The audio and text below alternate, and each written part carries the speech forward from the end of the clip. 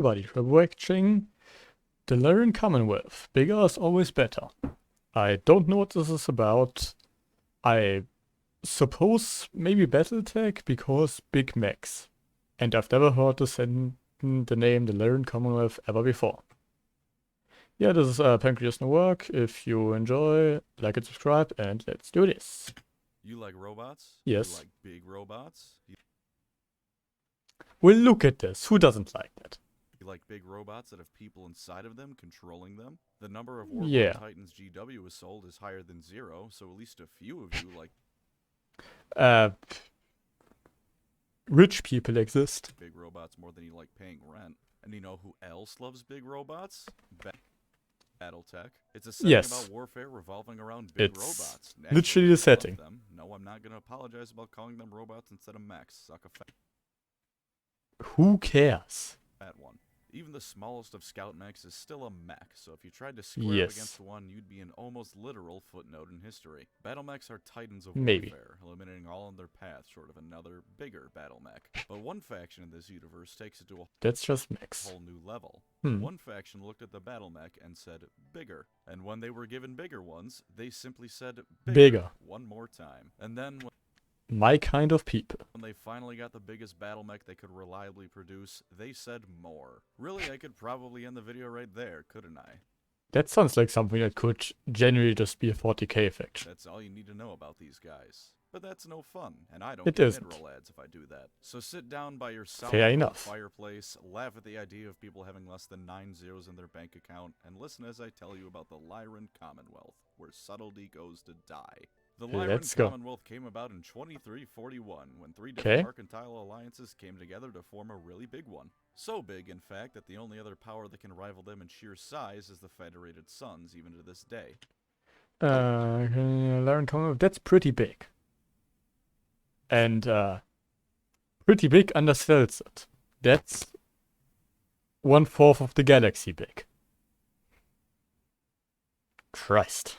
A more professional channel might tell you a bit about these 3 differing groups and how they came to merge. Now, I won't be doing that because I don't care, and neither should you. Their governmental structure was similar to the ancient Athenians, with 9 rulers known as archons running the place. Let me tell you, as someone who wrote an entire thesis about the subject to graduate college, ancient Athens sucked. Seriously, go read about their actual history beyond learning about how they created democracy, and then the teacher rapidly moves on with the lesson before anyone can ask what sort of things they did with the democracy. And sure enough, the system of 9 archons also kinda sucked. So the leader of one of the 3... It sounds like a really stupid idea. 3 original states... You accidentally declared war on the Free Worlds League. Hate when you accidentally declare war on somebody. Was not killed by the officers who did the invading. Yeah, this is an historical event, alright. Robert Marsden staged a coup and took control in 2375. Now he's in charge and there's only 1 archon. Then in 2407, the Draconis Combine invaded for no doubt wonderfully valid reasons that don't revolve around honor and war crimes. His brother Alistair died. It probably did. And then his wife, Catherine Steiner, took control. The Steiner dynasty had begun, and they would rule the Commonwealth for... insert shitty World War II joke. Pretty much the rest of the setting. Things were a bit rough for the Lyrans for about 50 years, but then in 2043, sounds reasonable. The Lyrans pulled off the heist to end all heists. Despite battlemechs being the mainstay of the setting, until now they weren't really a thing, and even then only for the power known as the Terran hegemony. The Lyrans took one look at the toy that the Terrans had and went, me want now. And sure enough, despite... Understandable. I want that too. I unfortunately cannot afford it. Despite it being a rather turbulent affair to get a hold of him, House Steiner became the 2nd house after House Cameron, and the first of the 5 still standing great houses to finally get their hands on a battlemech. Not long after, everyone else got their own, but the Lyrans were there first, and during the Age of War, this gave them a hell of a head start. Then the Star League happened, and the Lyrans joined in on that sort of prosperity humanity had at that point.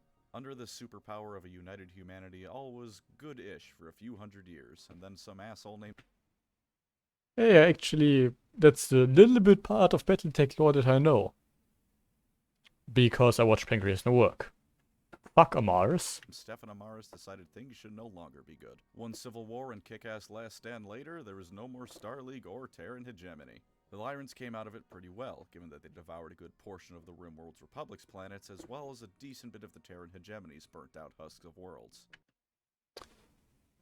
opportunistic cunts, just like I like They it. even have the honor of initiating the first major strike of the First Secession War, and the slightly less honorable distinction of setting the precedent of everything being completely destroyed when the Lyran general in charge resorted to nukes. Even in the early days of the setting, bigger is always better was a common theme for these bastards. And if the First Secession War was when people started dying en masse, the Second Secession War is when technology started doing the same. The Lyrans had actually managed to make some solid gains during the First War, granted at the cost of most of their warships and quite a few of their people. But during the second conflict, not many planets changed the color on their flag. What did happen was that the Lyrans, alongside everyone else, blasted their technological base back to the Industrial Revolution, which sounds lovely. That I have this theory that living in Battletech kind of sucks. Might notice is a big problem for a spacefaring civilization. Yes. Lyrans at this time were led by an Archon who was rather bloodthirsty, which in this case meant that he was focused on gladiatorial matches and murdering his political rivals.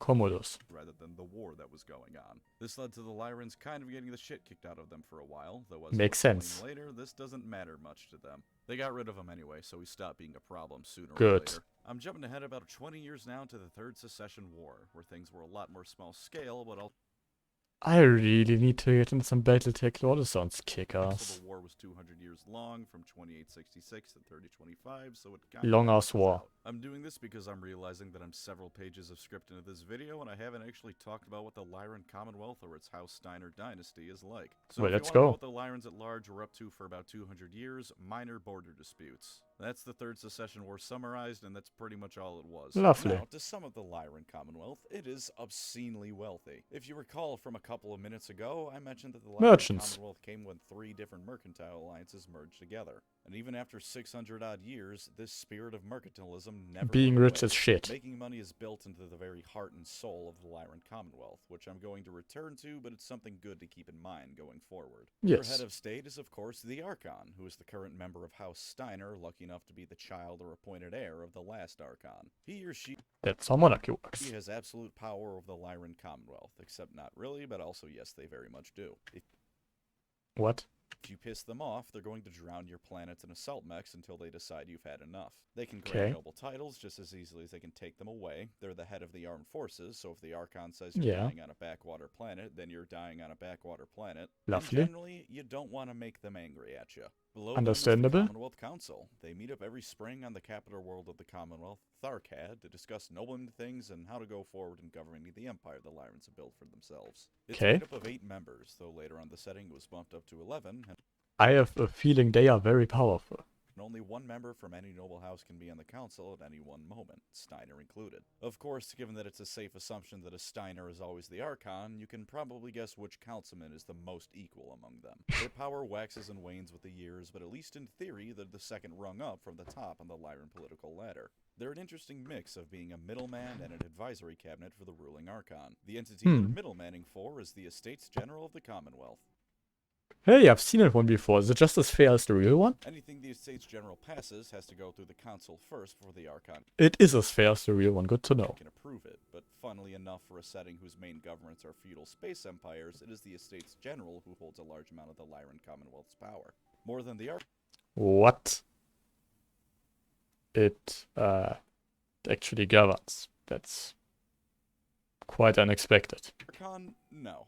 But they did once more or less veto the ruling Archon into resigning, showing that while they may have been formed as little more than yes-men, they've turned into an actual ruling body. Okay, they are quite powerful. In fact, they very much do have the power to depose the current Archon, though this can naturally raise all sorts of political hell. They also have that would have some issues. Archon, so if nothing else, they can tell the current Steiner trying to get in charge to piss off until a better one shows up. Not that they do very frequently because of the politics involved, but they... Yeah, that would probably hurt their own power a bit, so let's just get along. No one with a higher title than Baron can join the Estates General, and each planet amongst the Lyrans elects a representative to be their guy on the inside for 6 years at a time. No term limits, so no doubt the same issues of old fucks who have been in power since before the television was invented plagues them, much like it does our current politics, but for a feudal empire modeled after the ancient Greeks, that's... For a feudal empire, that's fucking amazing. That's like only 27 steps from actual democracy. Their personal property is placed into a blind trust for the duration of their term, and they even have their accommodations paid for by the Archon himself. This actually doesn't sound too shit. True, the Archon could probably buy out a good chunk of the inner sphere if he really wanted to, but it's still a nice gesture and shows that the Commonwealth isn't just a one-man band. They're in charge of the boring shit that nonetheless gives the Lyran Commonwealth its immense power, like tax reforms and the budget, and by all accounts, at least on these matters, they're pretty good at their jobs. While the Archon can ultimately ignore anything they do if they so please, the Lyran... It doesn't sound particularly smart to do. As merchants know the power of delegations and letting the businessmen do business unimpeded. And of course, wherever you are on the Lyran social ladder, money is the end-all be-all of things. Here's a nice quote from one Cyril Cilio. Let's see it. To know very little to get by in the Lyran Commonwealth. Who to talk to, who not to talk to, and who to persuade with the appropriate number of C-bills. Now, granted, that man was serving 5 years in prison for bribery, but if anything, that just proves his point. You gotta bribe the right guy. And if you can do that, or just have enough money in general, you're the guy in charge. As a rule of thumb, the number of medals on an officer's chest is directly related to the number of digits in his bank account. If you have the money, you have an in amongst House Steiner and the Lyrans. And Sun's professional instrument and the local because of loyalty is confused on how to them succeed. Yeah, sounds about right. Make fun over the unicorns will escape. Yeah. Yeah, but if you're finding for things to they must be and maybe for change militaries and stuff. Really discovering killed murders, I don't understand. Collaborate with unrevenged murderers and slavers, then this is the induction of the country has bigotry and racism. Fair enough. Chat, Lyran's social general. Uses non-violent methods that maintain power-based, whereas and ranks, reading comprehension. Surely there are other means to achieve political goals other than warfare, actually based. Been reforming and developing new doctrines non-stop since 1420. Formation is ammunition, unachieved forming entirely. Excellent. I found that Victor kills matter for the throne. Beautiful. At large, which while yes, that is a general truth in both real life and the great houses, no one exemplifies it quite like the Lyrans. On the level of individual planets, they're largely... Ooh. Old as fuck Stellaris. Jesus Christ, that was like 27 years ago. They have to do their own thing. However, the powers that be of any given planet decide they're going to run things is up to them. As long as you follow the general laws... This is such an old picture. Like, this is so old. The Lyran Commonwealth, at the end of the day, they won't bother you so long as the taxes are paid and all that good stuff. This, of course, leads to the occasional issue of some no-name noble deciding that if he's doing so well on his own, he may as well try to strike out on his own, but that's usually solved when the Lyrans descend upon him like a stampede of elephants until everyone remembers who's really in charge. Overall, it's created a very stable, somewhat democratic society where there's not really a... Actually, that doesn't sound too bad. Major worry about the government coming to dictate exactly how many hours you work, what you're allowed to wear, or anything else like that. In fact, that's a common theme in the Commonwealth across the board. The people in charge are largely content to let those below them do their thing, so long as they retain power at the end of the day. While the Archon and the various nobles in charge can suddenly decide to impose martial law and force you into a labor camp, they never do. They don't create too many wacky laws, they don't have servitors like the Capellans, they're happy to let everyone do their thing while they reap the greatest of the benefits. Actually sounds fair enough. This relaxed approach means that the population doesn't really feel like they're in a dictatorship, and because the economy founded by 3 nations of businessmen is left to do its thing, it has generated a lot of money for the powers that be. This has led the Lyrans to have the single greatest industry in the inner sphere, bar none. They can outproduce every single one of their enemies. While the Free Worlds League might in theory be the capitalist dreamland of your one friend who thinks opening a restaurant is a risk-free venture, it is the Lyrans who ultimately reign supreme in the economic sector. I can't emphasize enough how much money is at the very core of the Lyran Commonwealth. And unlike many other places, this has actually trickled down to the lower rungs of society. This actually sounds like a working system. What is this? This really is fantasy. The poorest Lyran family could probably afford to own several Federated Sons families as housekeepers. The richest Lyrans are the sort of people to have their own personal garage of battle-ready battlemechs. And yes, I did word that sentence specifically so I could say the phrase battle-ready battlemechs. The Lyrans may be one step above a dictatorship, but they keep people happy and, more importantly, wealthy enough to not want to change the status quo. Their economy... Yeah, I wouldn't want to change the status quo in such a society. That sounds amazing. So goddamn pervasive that for all intents and purposes, they're playing a strategy game with infinite resources. And much like pretty much everyone does in strategy games when you toggle infinite resources on, the Lyran Commonwealth does little more than pump out the biggest, baddest mechs with next to zero regard for how viable they are in the situation they're in. Every war waged against the Lyrans is a war of attrition, and that is the exact kind of war you don't want to be on the opposite side of them in. That sounds awful. The joke both in-universe and out is that the Lyrans will create a scouting party out of assault mechs, the largest type you can possibly field. This is barely a joke. Any mech under 50 tons is despised by Lyran officers, and the throne room of the Archon has a pair of 2 fully functional Griffin mechs guarding it. Imagine for a moment, if you will, if the president of the Oval Office had 2 Abrams tanks guarding him. They're not unmanned, there's people in... I would find whoever was president considerably more badass. Those things, they're ready to fight at a moment's notice. Another joke you might have heard, and one that I've certainly made, is that some people in trigger-happy factions like to replace the atmosphere they're in with bullets. You know, like the orcs over in 40K. The Lyrans do a similar thing, only instead of doing it with bullets, they replace the atmosphere with Atlas mechs. Because to the Lyrans, whose generals are operating on what is essentially a post-scarcity economy, it doesn't matter how many assault mechs they lose. No, it doesn't.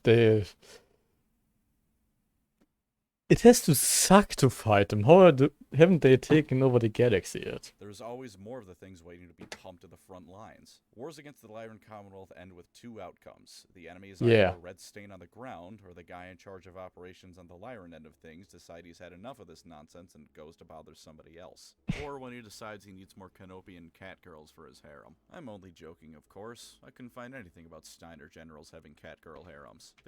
No. Cat girls are all partaking in blood sports on Solaris. The average Steiner campaign is just choking the enemy to death on heavy mechs. You can't outproduce them, you can't match their heavy hitters with your own. The best you can hope to do is outmaneuver them until someone important decides that Commonwealth forces are best spent elsewhere. A Lyran army is... Okay, but... There was wieder in time.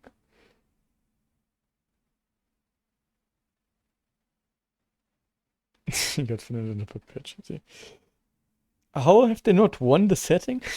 An army of walking fortresses, and while this limits their tactical flexibility to the extreme, it also means that once they cares? The range, you can kiss your ass goodbye. It also means that the Lyran's home turf advantage is even greater than that of other factions. When they go on the attack, you can at least get yourself a couple of weeks worth of a breather if you manage to destroy the first 30 Lyran assault mechs before the next wave comes in. When you invade them, they can just walk straight out of their factories onto the battlefield. Sure, you frequently find tales of Lyran forces being destroyed because the enemy used the agility of smaller mechs to run circles around them, but what the victor of these conflicts usually leaves out... They leave out the part where 3 new mechs come in on the field and fucking shoot them to bits. The propaganda is that they only won because House Steiner shrugged its shoulders and went to do something else. It doesn't matter that the Lyrans only have one trick up their sleeves, and that trick is just the word economy printed in bold Comic Sans font. It doesn't matter that Lyran generals are almost always outstandingly incompetent because they got to their positions through bribery and nepotism. They don't... Who needs tactic when everything your army has to do is walk up to your enemy and shoot? If you die, it doesn't matter. You don't need tactics. You just walk up to them and shoot them to bits. You need to be competent. The average Steiner general has the same budget as God when planning his or her military campaign. In fact, though I'm unsure if this has ever been said officially, I fully believe that the reason Steiner generals have such issues with incompetence is that they have no reason to be competent. I think it's a symptom of the fact that the economy has always been so good in the lands of House Steiner that some idiot being bad at war doesn't matter to them. The people are fed and kept reasonably happy, so who cares if the guy in charge got a few thousand people killed and wasted 30 atlases? 50 more just rolled off the production line, and the Archon promised the next batch of recruits that if they do really well, they might become the next generation of nobles. To wrap up what the Lyrans are like, you should know that they're very, very German. Their army's ranks are all based... Excellent. Die impossibilities, organisatische Menschheit. That of the old German military, as is their nobility based on German nobility from when Terra was called Earth. And they just love... Well, the main house is fucking House Steiner. German culture. Boy, do they love it. Actually, hang on a minute. They're militaristic, as all Battletech factions are. They're known for deploying big, massive vehicles of war, whether or not it's worthwhile to do so. They seem to bounce back alarmingly quickly from massive conflicts. They're... Oh. Oh no. German. Uh-oh. I kid. The Lyrans aren't the worst.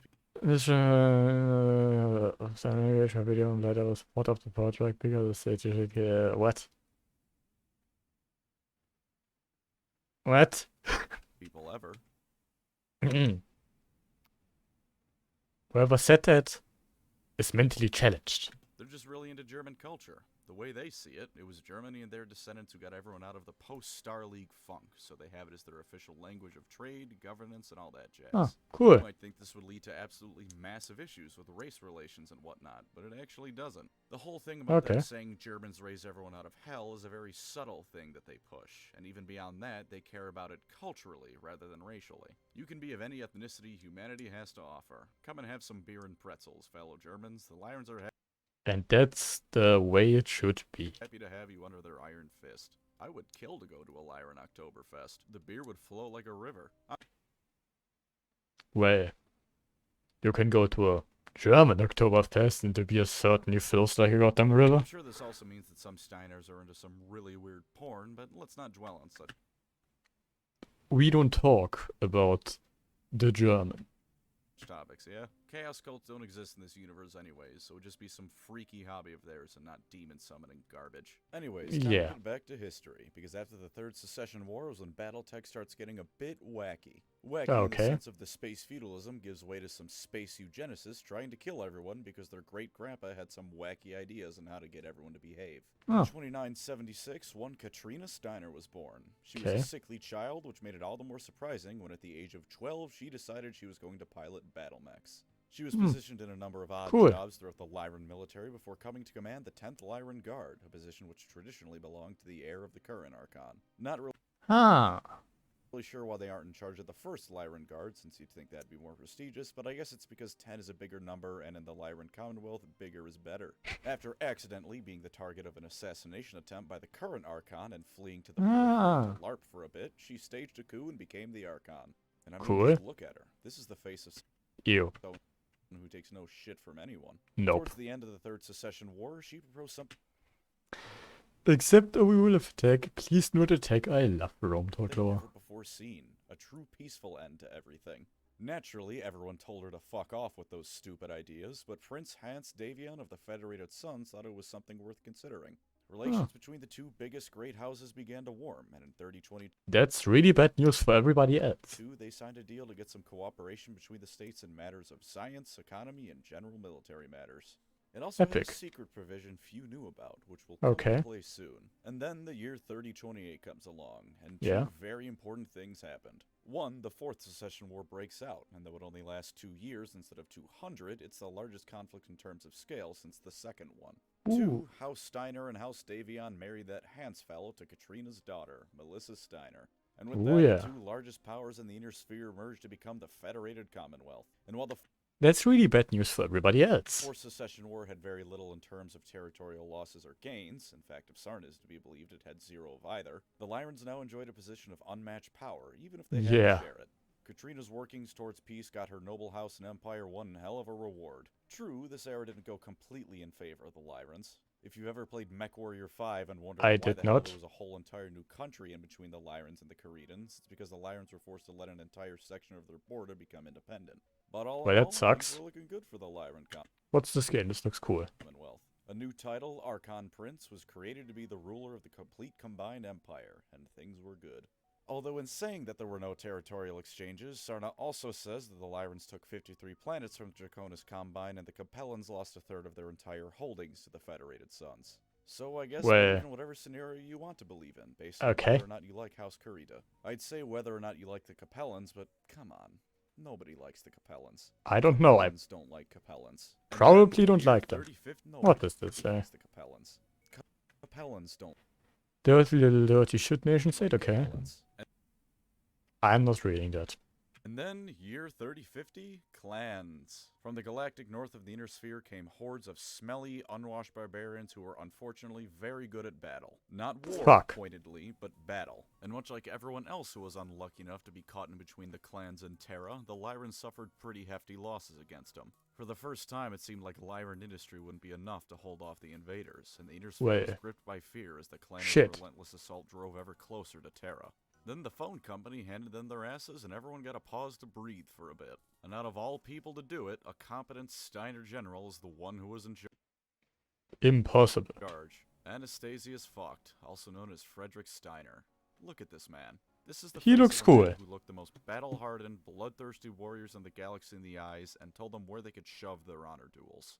As it turns out, when House Steiner and the Lyran Commonwealth somehow managed to produce a general who knows actual tactics, there's not a force in existence that can bring them down. Nothing can do anything. But 6 out of 7 victories ain't bad. And yes, in a defensive war, a draw is a victory. So 6 out of 10, you pedantic motherfuckers that are about to tell me about the draws the Falcons and the Bears got. A second Star League was formed by the Great Houses to deal with the clanner threat, and naturally, the Federated Commonwealth had quite a bit of power within it. Now, who could have thought? Honest with you, viewer. From everything I've heard most people say about it, once you get past this era of Battletech, things get a lot less fun and a lot more stupid. And not fun medieval houses in space stupid. So this is awful writing and you killed half the factions we liked stupid. At least from how I understand it right now, it's like the end times but not quite as shit. Well, shit. And from what I've read of that part of the setting, I tend to agree. Rest in peace, Comstar, speaking of. May you wiretap people for the rest of time in the great corporate dystopia in the sky. May you do it. As the Blakest Jihad is in a dark way, I don't care to cover much of it. So I'm going to speedrun the rest of Lyran history right now. Let's do this. If you really want to look into it, feel free, but take my word for it that sometimes the majority is right and something really does just kinda suck. A woman named Catherine Steiner Davian decided she would quite like to be in charge, so she removed the entire Lyran half of things from the Federated Commonwealth and renamed it the Lyran Alliance. Bitch. She tried to become the First Lord of the Second Star League, did not succeed, the FedCom civil war between the two halves of the Federated Commonwealth happens, and it ends with them going back to being their own thing again. Then the Second Star League is dissolved because no one cares to have it around anymore, a certain part of Comstar decides this is total bullshit, and the Blakest Jihad resets the technological level of Battletech back to the pseudo-Middle Ages after it had been actually recovering soundly for some time. Double bitch. The Lyran Alliance eventually renamed itself to being the Commonwealth again, tries to invade the planets they gave up as a border stake to Razelhag, and it resoundingly backfires. The Archon is killed before some clanner scum bigwig reveals he's actually the son of that asshole Catherine and plans on becoming the next Archon.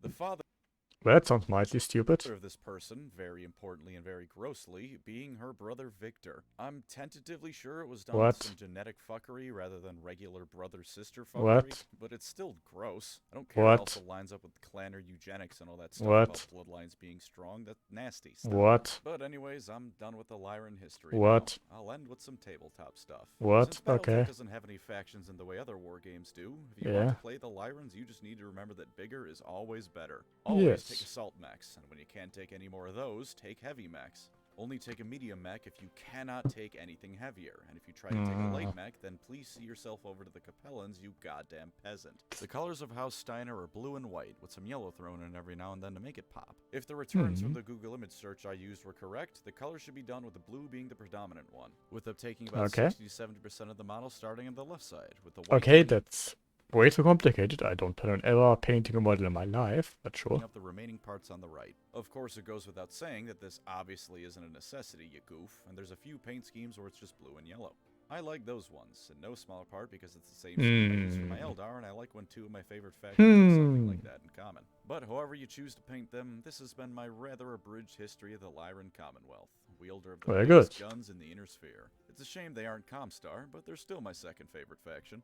Thank you to my wonderful channel members. You are the factory to my House Steiner, letting me pump out wave after wave of videos with absolutely zero regard as to whether or not you want. If you'd like to support the channel, feel free to subscribe or become a member. Subscribe to him. Support him. He's an amazing YouTuber. Time for the end gig. Alright, let me set things straight. Okay. You see the Atlas? This thing is the best mech. You might say, maybe it's big and ugly and a massive fire magnet. Okay. And? That's the entire fucking point of the thing. Kerensky himself said to make it as big and ugly as they could possibly make it. This thing is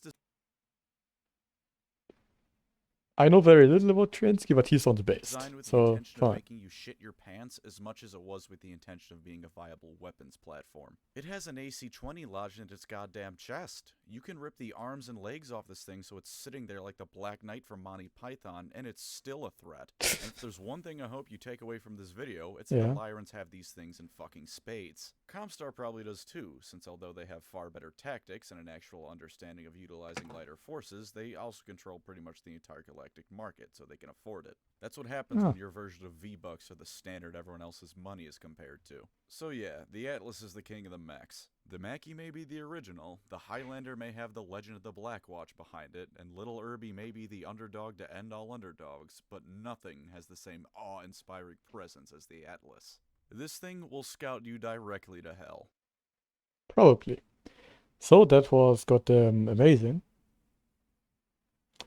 So, subscribe to PancreasNoWork. Bye bye.